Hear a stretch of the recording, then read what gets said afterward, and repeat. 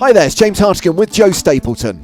Hello, my babies. And Joe, we have a delight on our hands. We're going to get to see one of the best to have ever played the game in action, Philip Horatio Ivey.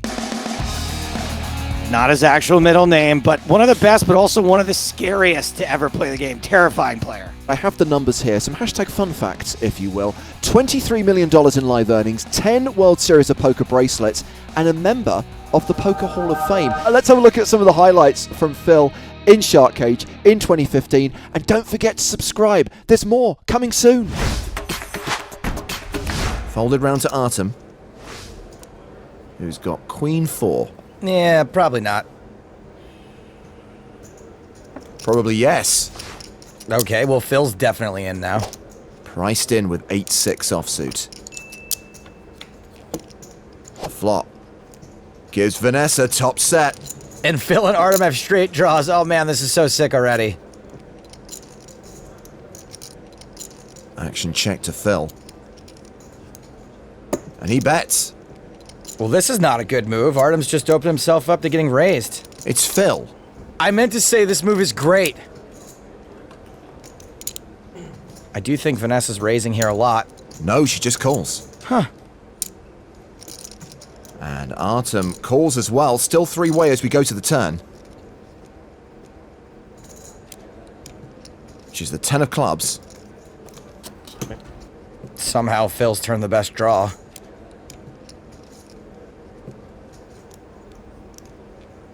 And he bets again. Now, Phil's flop lead was weird, no matter what he's got, but it would be super weird with clubs, so there's still no way Vanessa's folding. She calls. Artem folds, which means we're going heads up to the river, which means the Shark Cage is in play.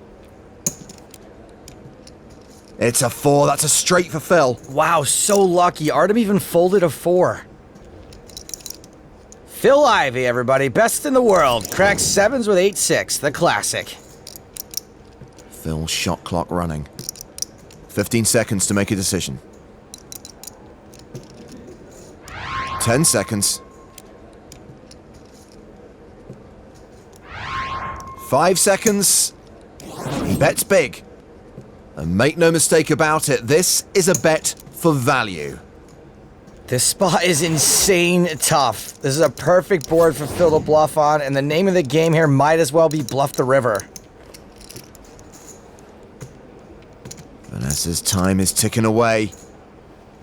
She folds! She made that look so easy. And Phil shows her that she probably made a very good decision. She seems unconvinced. That's brutal. I still have no idea how she did that. Not the turn I wanted to see. Try to raise the flop. 3-7? He's good. Shark Cage had a lot of moving parts, and I remember I only had 30 seconds to explain all of the rules to Phil because, and I quote, "I've got emails to send, dude." I am not even a little bit surprised that Phil Ivey did exceedingly well in a poker game where all he had to do was bluff the pants off people. Now, most folks are going to open close to 100% of their buttons, but most folks don't have Phil Ivey in the big blind. Phil calls, heads up to the flop. Yeah, he does call, doesn't he? A 9 high flop for us, still with the best hand with king high. Somehow I feel like Phil's still going to win this one. He's leading again. I feel like donk leading should be called something different when Phil does it. Legend lead, baller lead, boss lead. Faraz calls. The turn card is a 10. Faraz now a 4-1 favorite. Nobody picks up any equity, and I don't see how Faraz can float Phil twice. Phil bets again. Even if he does float Phil twice, I think if the river's a blank, Phil bombs it and Faraz can't call. We're going to the river and the cage is in play. It's the Queen of Clubs. The board is bricked out for Phil. There's the brick. Now here comes the bomb. Another big bet, and this time Phil doesn't have it, which means it's a bluff, which means someone's going in the cage. If for us, Jocka manages to make this call with just king high, he will be such a boss. Bo and Luke Duke are going away for a long, long time. It's for a healthy percentage of his stack. Phil's put him in a really tough spot. And Faraz's time is ticking. 10 seconds. 5, 4, 3, 2, 1. Faraz's hand is dead. That's a fold, and that means he's going to the cage. It's a bluff. Yes, Vanessa, well done. Jaka gets the bad news. I was about to call too. No, you weren't. Jennifer calling with ace queen suited. Everyone else folds to Phil Ivey's raise. So let's go in the tank with Jennifer and go to the flop. Ace 8-8. Awesome, we just beat Phil Ivey. Brick, ship it. No continuation bet from Phil. Which means we should probably start betting this for value. There's a bet.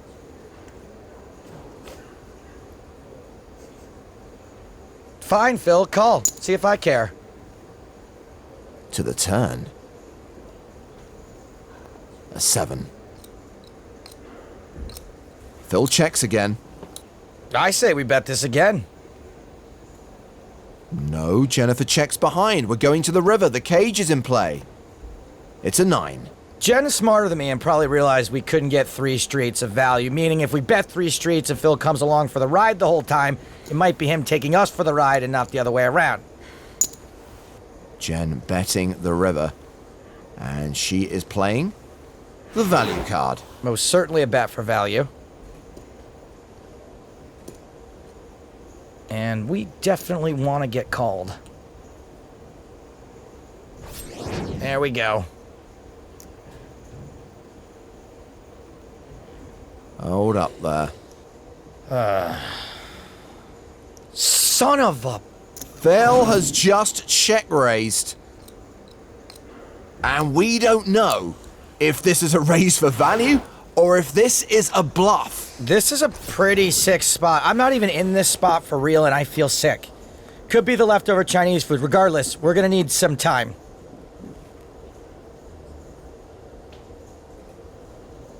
Oh man, like a drunken telemarketer. I'm leaning toward a call.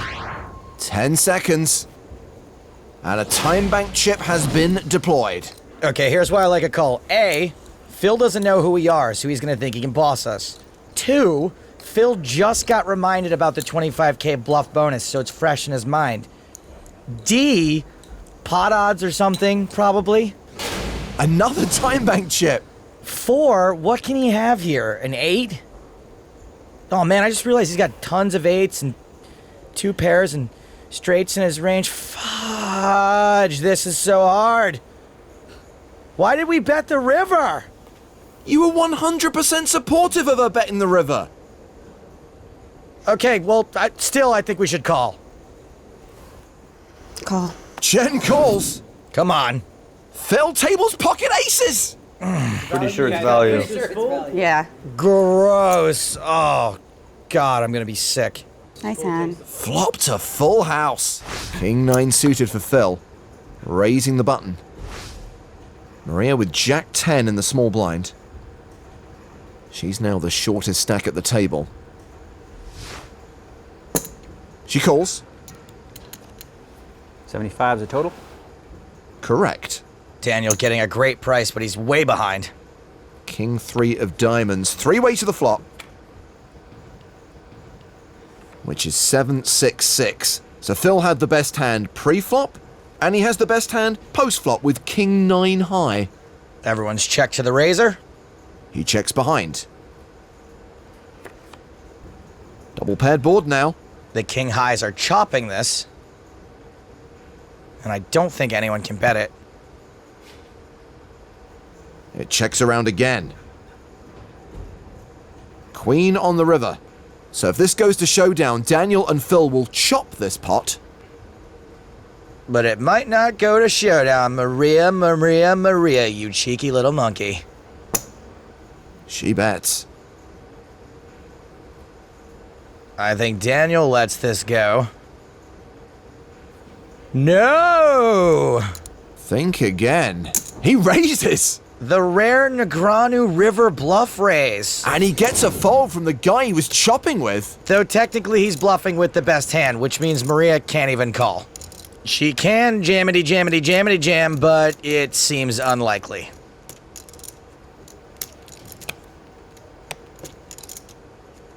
Yeah, she lets it go. Bluff? Huh? What's that? That was a bluff, wasn't it, Daniel? What are you talking about? That was a bluff. What do you mean bluff, Phil? Yeah, that was a bluff. That one was a bluff. Why? What did you see? You saw something different? Makes you think it was a bluff? I just thought it was I gotta a know. bluff. I gotta know. I what just you're thought that trying one was a Well, bluff. I gotta know too. So you everybody tell wants me to what know. you know. Well, you tune in and watch Shark Cage, and you'll find out. Daniel with the Ivey hand. 90. 9-6. I think the Ivy hand is 6-9, James. And Phil has Queen 7 again. I'm not gonna talk like a computer. And Phil flops top pair. Daniel with a gut shot straight draw. Bets. Phil might finally get some back here. Or Daniel can continue running like Secretariat. Yeah, he's got all kinds of tricks. He does that to see what I do with my eyes and stuff, and then he does it. I gotta stop looking. Oh no! You know I had garbage. You win. He does the. Stole that move from Scotty Wynn. He used to do that all the time. Half like this. Voodoo. Well, I hope you enjoyed this video. Don't forget, if you want to see more, please subscribe to this channel.